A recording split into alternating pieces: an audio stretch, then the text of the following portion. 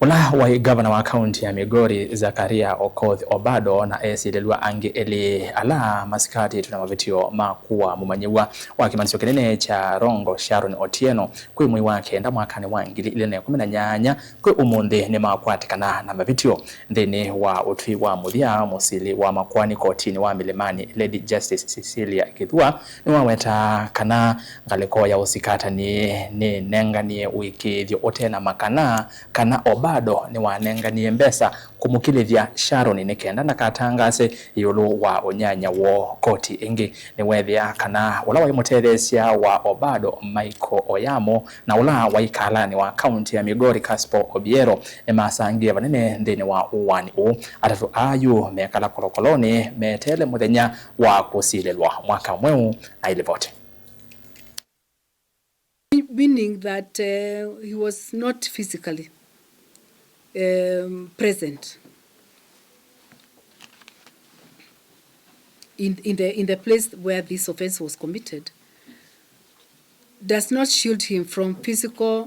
criminal culpability, since under the doctrine of common intention.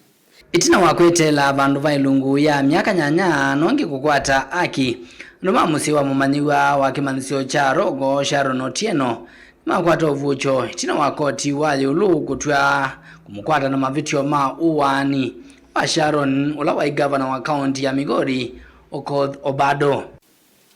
The evidence on record irresistibly points to the fact that the accused persons with malice aforethought unlawfully caused the death of Sharon at the material time.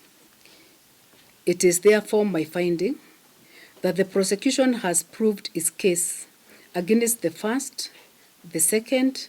and the third accused persons beyond any reasonable doubt. I consequently find each accused person guilty of the offense of murder, contrary to Section 203 of the Penal Code, as charged in Count 1. Each accused is accordingly convicted under Section 322 of the Criminal Procedure Code.